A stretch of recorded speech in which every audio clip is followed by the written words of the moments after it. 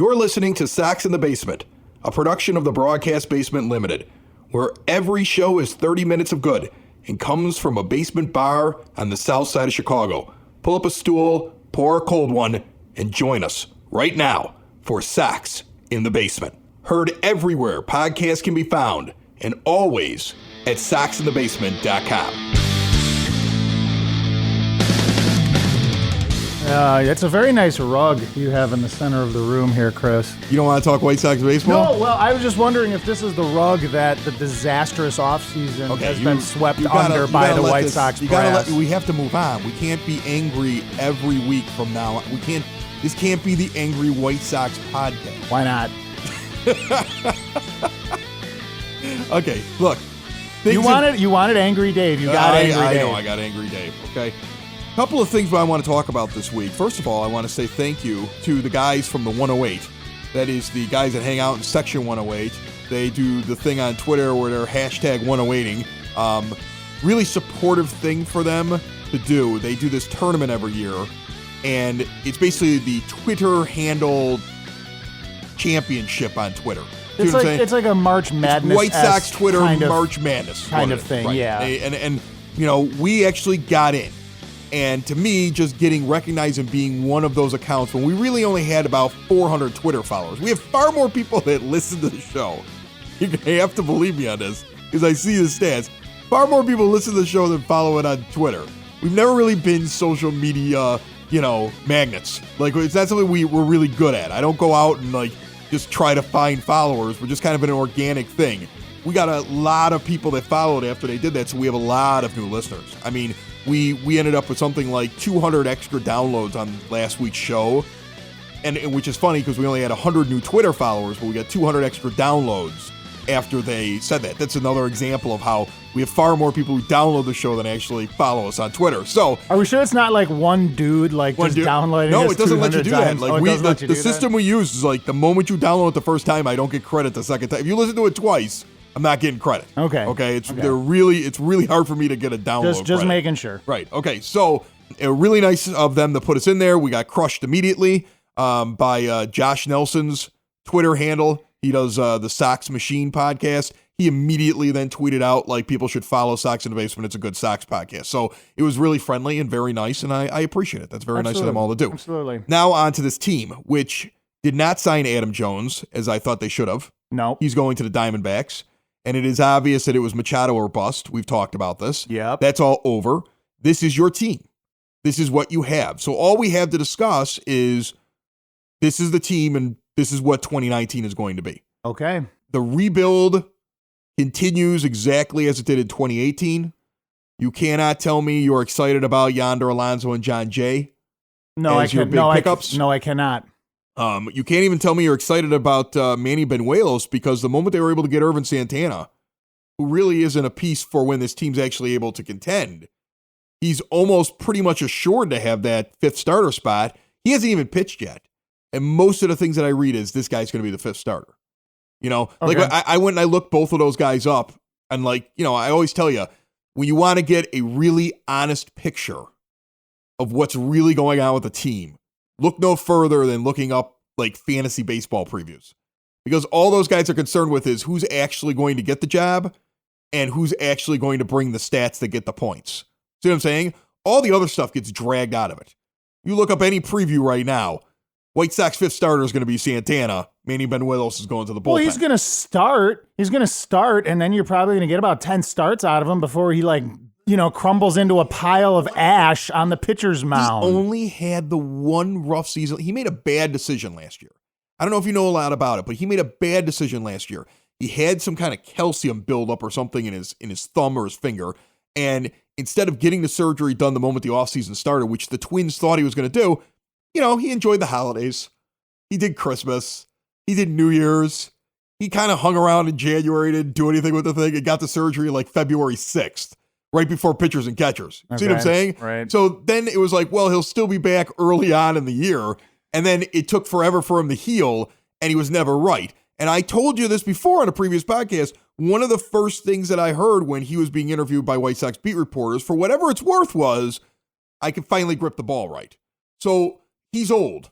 Dude, the guy I don't expect anything. 37 years old. I don't old. expect anything out of him except fifth starter stats, but he's going to be at least a solid fifth starter. He's a placeholder. For a couple of weeks out of the year. I mean, dude, is Bartolo Colon out there somewhere still? Can we pick him up? But I mean, look, I'd probably take Santana over Colon. I would. Santana's a better pitcher than Colon. Colon will hit you a home run, though. He's not going to bat. Then again, he could in this lineup. Well, but he's not going to bat. He'd probably be. He could probably find a way. Now pinch hitting for Yomer Sanchez in the ninth inning. Yeah, right. Bartolo Colon. Yomer doesn't care. He's already got the goggles on. He's got the Gatorade. He's got the Gatorade to pouring himself after Bartolo hits the home run. It's possible. It could happen. Very possible. Rick Hahn promised he'd spend the money. Why not? Hey, man. They won't spend money on anybody else. Typical White Sox move right there. There any Alomars out there still playing? Socks in the basement. Socks in the basement.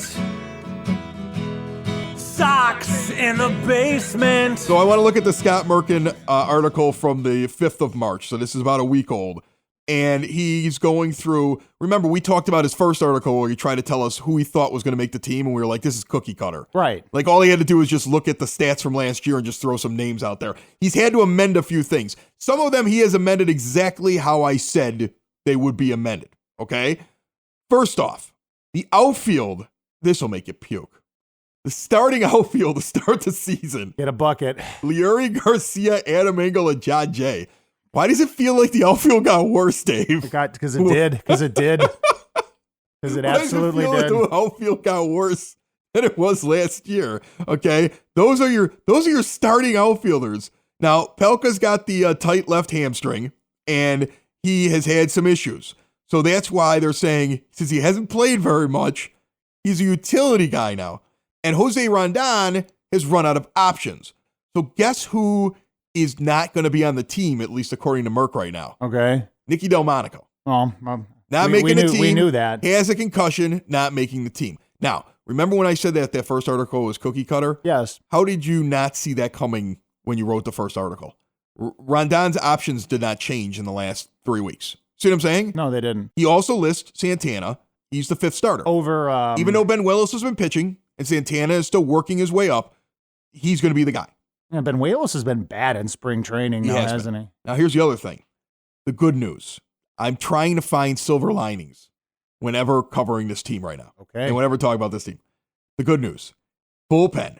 Wambanaya, not in the projected bullpen anymore. Oh, nice. I mean, if there's one thing that I can take from this he gave up like 12 runs in one inning or something. He's not going to be on this team. And in reality, Wambanaya will not be on this team because even though we knew Colome and Jones and Fry and Herrera and Caleb Frere and Ian Hamilton were probably going to make the team, Carson Fulmer is doing just what we talked about even last year. He's preparing for when that. When he got sent down last season, I said, this guy can be a relief pitcher. Yeah, and that's all he's going to be. And he may want to be a starter, but he is going to be a relief pitcher. They are not giving up on a guy that they drafted. He's going to make this team, okay? And Benuelos was brought on a team, and when you brought in Santana, another spot went away. This is it. They're not going to let Benuelos go. He's out of options, okay? Wambanaya is out of options, but he's not that good. No. And we've been saying this for a long time. He puts like a batter and a half on every time he goes out there and takes the mound. Which in a relief role is an insta run every inning. Okay, so he's gone. So here's the thing. What I take right now from what is going on just with that article at face value. The outfield is atrocious. It should make you want to throw up. No, it does. And I'm so sick of listening to the versatility of Leury Garcia and how Adam Engel is going to catch a few balls over the wall. Okay, and the team trying to push you that we wanted John Jay all along because he was the best option out there for us. I don't want to hear any of that crap. You got Polka.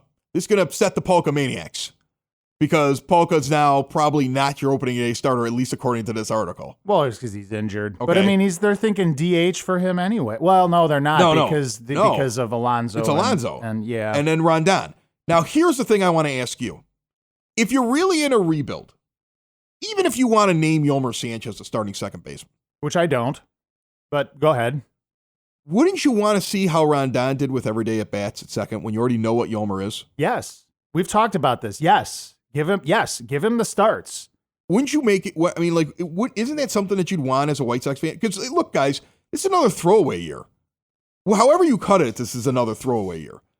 I don't put a lot of stock into stats in spring training, but you have to look no further in the fact that Eloy didn't come out and start hitting monster home runs from day one to understand that he's still going to be a rookie. And that Dylan Cease is going to get here later on in the year, and that's really the only two things that you're going to see. And you might see another guy get called up, maybe. This is another throwaway year. This is another rebuild year. The story of this year is Yoan Moncada, is he a real piece? Or did you trade away Chris Sale and not get what you thought you were getting? Yeah, and get hosed. Right. I mean, if Kopech turns out to be a great pitcher, you'll sit there and you'll explain it as, we weren't ready to win anything with Sale. We now have a guy that's close to his level that we have far more control over. They could still try to justify it even if one of those guys only work out. Right. See what I'm saying? Right. But it's a big blow to that trade. And it's a big blow to the organization if Moncada is not what you need him to be. And this is the year where you find out if this is what he is. I said it all last year. It's his first year. I'm not counting the Boston stats. He got called up in kind of a weird situation, thrust into things when he probably wasn't ready. I'm okay with that.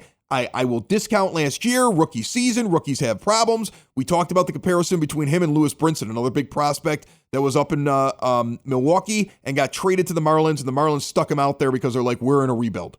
And he had a terrible year down there. And now he's down there with the Marlins, and he's having a great spring. Just like right now, Moncada's having a great spring. I'll look up his stats right now, but Moncada is having just a massively good spring.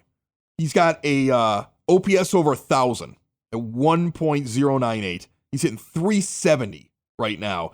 He's got 27 at-bats, which means he's playing right up at the top of where guys are playing.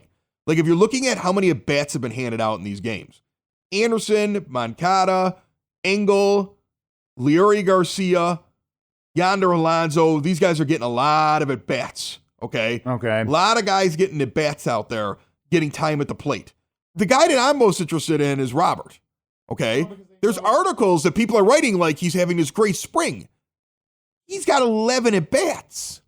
Well, because they know he's not in the plan for this year. Yeah, but how is it a great spring? Like, what is he doing? No, it's not, dude. That brings about these articles that I'm reading online about what a great spring he's having. He has 11 at-bats. It's all of the, dude, it's like you said, it's all of the media trying to sell you on this team when all this is going to be is just another throwaway year. I've said it before. All I found this week on my feed is just, rosy colored glasses. Sorry, not buying it. I mean, it's a 70 win team at best. The bullpen will win games that you lost last year. No, yes. But in the end, I still don't get the fact that you're totally cool with Yomer Sanchez going out there and being your second baseman. I don't see when that's going to happen. Like, when do you really... Are you talking about the organization or the fans? No, the organization. I don't know. Look, fans are going to believe what fans want to believe. Fans always fall in love with a player. There are fans that have fallen in love with Daniel Palka. And he's a nice player. It seems like a great guy. But if we're going to win a World Series, Daniel Palka's not a major factor. No. He may not even be on the team. There are fans that are in love with Yomer Sanchez and his antics. But he's never going to become, all of a sudden, a great hitter. He's never going to become like that linchpin in your lineup that all of a sudden you're going to sit there and say, oh, well, thank God we got that guy. Don't ever let him go. It's not happening. The litmus test should always be along the lines of, could these guys play for the Red Sox? Could these guys play for the Yankees? Could this guy play for the Astros? Dodgers. The Dodgers. Ask that question. Would these guys make that team? Does Yomer Sanchez, does he have a spot on one of those teams? Does Palka have a spot on one of those teams? Does Adam Engel have a spot on one of those teams? No. No. In fact, Tim Anderson struggles to be on those teams. For all the accolades that he gets, he struggles to be on those teams. Right, he's a utility guy at best on those teams. I mean, seriously, look at those teams. Is Tim Anderson even close to Didi Gregorius or Xander Bogaerts? Wow. Is he even close? Is he even close to whoever the Dodgers trot out at shortstop? Generally seems to be pretty good. Who they got? They got Corey Seager. Okay, at shortstop. I don't know. Yeah. Does he have that same potential? I don't really believe that. Some people might. Is he Carlos Correa? No. Standing at shortstop for the Astros? No. Is that what he is? No. No, okay. So he's not any of those guys. Now the argument would be along the lines of, okay, well, You could still have a shortstop that's good defensively. I don't know if he's good defensively. He's not good defensively, even though. if We've seen it. And so if he just does well enough, and he does the stats that he's doing, and he's above average defensively, you can make up for that if you have other guys that are great at positions, right? Okay, well, the guy standing next to him, Moncada. Does Yoan Moncada start at third base for any of the teams that I just mentioned? Oh, no, absolutely not. No, absolutely not. It's the middle of the show song. It's the middle of the show song. It's the middle of the show song. It's the middle of the show song. Chris had nothing to put here, so he put this song. It's the middle of the show song. This show comes out every Wednesday morning, so if you are listening to it on its release date, tomorrow night, Thursday the 14th, we are going to be at Porter Cullen's Irish Pub to kick off St. Patrick's weekend. And Dave, we have more hats. Those free Socks in the Basement hats are going to be there while supplies last. So if you want to come out to Porter Cullen's in Evergreen Park, 3541 West 99th Street. 3541 West 99th Street, starting at 7 p.m. The Stockyard Kilty Band is there just for us. I called them up, so we got the bagpipers and the drums that'll also be performing. There'll be Guinness on tap. They got the corned beef. They not only have, in my opinion, one of the best corned beef sandwiches in the entire Chicagoland area. It takes them like 3 days for the corned beef to be ready. There's like a massive process that they use for the corned beef. But they also now have the traditional corned beef dinner for you as well, just for the season. Plus, they have just great menu items if you don't like corned beef. They got everything from burgers or whatever. But this is the place to go. They got a fish and chips that makes people I know who come over from England say this is authentic. See what I'm saying? Like they do it right. So, Porter Cullen's, once again, 3541 West 99th Street in Evergreen Park. Socks in the Basement out there live, recording a show with the free hats from Socks in the Basement, and maybe even some other things. I got a Ron Kittle autographed hat. Oh, nice. I'll be raffling off to the crowd. An autographed Ron Kittle hat that is going to be given out to the crowd at Porter Cullen's. So come on out, join us, talk Sox. I'll have a mic. You want to ask questions? You can get on the show right there live with us and talk with us. Porter Cullen's Irish Pub, Thursday the 14th. That means if you got the show today, it came out, it's tomorrow. If you're watching a day late, it's tonight. Make your plans. Get out there, 3541 West 99th Street in Evergreen Park, starting at 7 p.m. We will see you there. Now, the hope is that Moncada has a big year. That's really what this whole season rides on. The whole season rides on Yoan Moncada. People think the story of the season is Eloy Jimenez and Dylan Cease coming up. The story of the 2019 White Sox season and the rebuild this year is how does Yoan Moncada do? No, because if Yoan Moncada goes out there and bats 230 again, okay, cancel the rebuild, push it back 2 more years. Basically push it back 2 to 3 more years. If Anderson goes out there and hits 240 again and he's kicking the ball all over the infield, guess what? Those are the two guys. Those are two of the main guys that this White Sox team is trying to sell you as the cornerstone of the rebuild. I was saying this last week, right? Where you've got Sox fans on Twitter and Facebook talking about, Moncada and Anderson. That's going to be the Jose Altuve and Nolan Arenado of this team. No. Go look up Nolan Arenado's and Jose Altuve's stats in their rookie years and compare them to Moncada and Anderson. But here's the thing is, you're done. You've already decided it's impossible for them to be that. I'm saying that if you need something to root for this year, is that you start to see that. In fact, forget start to see it. You need to see it now this year. You need Moncada to come out and hit in the high 200s, like 290 to 300. Okay, or if he hits 280, he better have 30 bombs. Right. You see what I'm saying? And 30 stolen bases. Right. And that's what you need. And if you don't have that, what are you selling next year? Because now you're going to have to go out and you're going to get into a bidding war for Anthony Rendon, who's luckily still hasn't signed an extension. Right. But I mean, it could happen at any time. Or you're going and grabbing Josh Donaldson. You're hoping he proves it with another team. That team doesn't sign him, and then he comes out in his free agency, and you're able to get him. And at what point? I mean, your options have dried up in free agency. I mean, really, the picture has changed so much in the last 6 weeks that I don't think people have really kept track of how quickly the picture has changed. And we've been trying to to explain this over the last couple of shows. The picture has changed so much where teams are realizing they have to sign their stars and not let them get in the free agency. The players are afraid to go into free agency because it's a complete disaster right now, the way that the collective bargaining agreement does not work for them until everything gets changed. And the White Sox, even though they have oodles of money, stacks of cash they're sitting on. They won't spend it. It's not about not spending it. They won't give the years the players want. Players want security. People want security. You want security. Yes. I want security. Yes. Okay? You own your own business, right? Of course. You love working for yourself, right? Yes. Okay. And it's still an insecure thing to work for yourself because if something goes wrong, you got nothing really to fall back on, right? Right. Okay. If all of a sudden somebody came along and said, Dave, I love your store. I want to make your store into a chain of stores, Dave.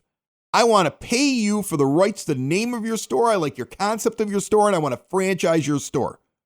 I'm going to give you X amount of dollars and a guaranteed contract where you're going to come in now and be like the operations manager or CEO or something like that, but I'm going to be the owner and you're going to have to answer to me. But you're set now for life. Yeah. You take it, right? Yeah. Right? Right. Even if they sat there and said, guaranteed 10-year deal with me for X amount of dollars where your income that you're making right now is at least guaranteed plus 10% or something like that. Right. Like a raise. You'd be like, you know what? I'm taking the 10 years of security, and if this doesn't work out, I'll start another store under a different name one day. Exactly. See And what you'll I'm saying? have the money to do it. But you would take the security in this point in your life, right? Absolutely. And you don't even have kids you have to worry about. No. You know, some of these guys have kids. They got families. They look at all these things. They got relatives they're taking care of. They're coming from countries that are poor countries, and they're basically sending money back not only to their families, but to like extended families so Yes. they can eat. You know what I'm saying? That's how this is for some guys. They want that security. You want that security. I want that security. Every living human being wants that security. The team that's willing to offer that security is going to get the free agents. This team doesn't want to give that security. Right. Because the owner is scared of a certain age. He doesn't want to give you security past a certain age. That's why the Machado deal is written the way it was, because they were never going to give him the 500 some at bats to let him have the last 2 years.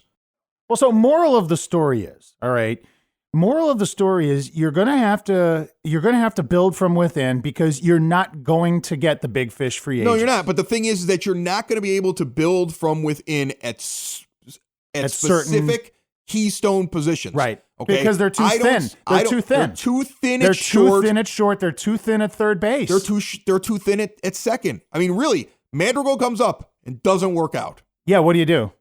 See what I'm saying? Right. They're not, like, remember when the Cubs were rebuilding? I know it's a dirty word and people get upset when you say that. Oh, stop But it. they were flush with middle infielders. Okay? Baez was a middle infielder. Almora was a middle infielder. They already had Castro sitting in the middle infield. They filled up with middle infielders, and there were guys that they moved eventually to the outfield that were middle infield depth. We are different. We have outfielders, and they're not moving into the middle infield. No. If we end up with 4 great outfielders, one of them's on the bench or gets traded or gets stuck in AAA. See what I'm saying? Right. They're not that outfielder's not coming in to play the infield. I mean, unless you start trading all of these outfield and pitching prospects too. The White Sox are always very deep in pitching prospects. Unless you start trading some of these prospects for middle infielders. Well, that's what you're going to have to do. And that's going to be that's why this season is, again, the whole season hinges on Yoan Moncada. Right, because he is the guy that He's they the are key. selling you is the cornerstone of this rebuild. Forget the selling part. No, but he is. No, but he is the cornerstone of the rebuild. We're all angry at the organization. But let's just talk just baseball. Forget the organization for a second. Okay. Just talk about it if all of a sudden you walked in tomorrow with a barrel of cash and you bought the White Sox. Okay? You fired Kenny. I can dream, can't You I? walked in with your barrel of cash. You bought the White Sox. Kenny walked in and said, "What's going on?" He goes, and you just go, "Get out." That's all you say. Get out. You just hit a little button on Jerry's phone while Jerry's standing there in shock and be like, "Security, bring this man a box. Get him out of here." Okay? And on the way out the door, tell all your cronies I'm coming for them later. You're Ari really Gold style from you're really making me smile now. Okay, but anyway, go ahead. So if you have the organization and you're starting this year, like tomorrow you own the White Sox, and your free agency is over, and even if you have total control as general manager, like you decide I'm going to be the GM, whatever it is, You can't do anything right now except sit back and watch and see what happens. Right, and hope Moncada works out. And if he doesn't work out, you now have to make moves to bring in middle infielders. Because we've talked about this before, the free agent class is not going to make you very excited. I mean, like, Rendon is the goal next year. But if Moncada works out, they're not going to go after him. Right. Okay? The fallback for Moncada is Anthony Rendon, and that's if he makes it through the season. And then you have, like I said, Xander Bogaerts is going to be out there short. He's the target. Well, he's the target. They won't do it, but he's the target. No, they won't do it, but that's what you would want. He's the Machado of next year, Xander Bogaerts. Right. Xander Bogaerts is the target next year for all teams. Everybody's going to be going after him, including his own team. Yeah, and it's a good chance he might even not hit free agency. Right. So the White Sox have to build from within, and they have to build with their infield.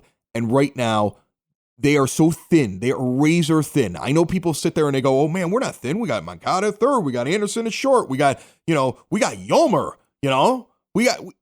We got this rookie. We got that rookie. We got Mendick down there. He's having a great spring. Oh yeah, I read that too. He's having a great spring. Don't worry about it. Everything's fine. I'm telling you right now, this will be the bane of White Sox fans' existence, the infield, if these guys don't do something this year. If Yoan Moncada is inept, if Tim Anderson does not take another step forward, we're in trouble. You know what I'm saying? I hate being, again, I said I don't want to be negative. I'm not trying to be negative. I'm just saying this is what you have to look for this year. It's the season of Yoan. That's what this is. And if we're sitting around in July and he's scuffling, I don't want to listen. I don't want to listen to the talk that I'm going to get from the propaganda machine. The same propaganda machine that kept telling me Adam Dunn was going to get better for 4 years. Oh my God. Okay? That I wasn't a good baseball fan because I wasn't patient enough with him. Yoan comes out, he gets through the first couple months of the season, and he looks bad. Yeah, you've got problems. Anybody who's sitting there telling you don't worry, just stop listening to them. Right. Like, those are the people you turn off. Okay, well, this guy's full of it. Just turn off the radio. Turn off that show. Stop reading that blog. Just move on with your life. Yeah, no, Anderson too. Anderson's another guy. Right. Because again, they're putting Anderson and Moncada in the same, like, on the same plane. Well, I think and now, well, I know that Anderson's had another year of, he's a year ahead of Moncada, at least as far as his development. But I mean, same thing. If he goes out there and he's hitting 240 and he's, average defense at best, what do you got there? You wouldn't take Anderson's, I'm going to tell you right now, Anderson's season last year, if Moncada does that this year, you wouldn't be happy. That wouldn't be good enough. At least in my mind. It's just not good enough. I'm sorry, if Moncada duplicated Anderson's numbers last year. Oh, no, yeah, no. Wouldn't be good enough. No, it would not be right? good enough. No, it wouldn't be good enough. And that's the thing. Look, I know that people like these players. It's the hardest thing for me is that I will see comments. Somebody will be like, man, you're being too hard on so-and-so. You're being too hard on Anderson. You're being too hard on Moncada. You're being too hard on Yomer. Stop. Palko's the man. Stop giving him a hard time. I'm not giving him a hard time. I want nothing more this season than for Daniel Palko to come out and smash 35 home runs and improve on his walks. See what I'm saying? Right. Be an all-star. And then I'm sitting there eating crow because he's a massive member of this team for years to come. I want nothing more in life than for Tim Anderson to go out and win a Gold Glove this year. I want him to. Yeah, bat 280. I want him to get a Gold Glove, 280 hitter. Okay, put 25 home runs out. I want nothing more than that.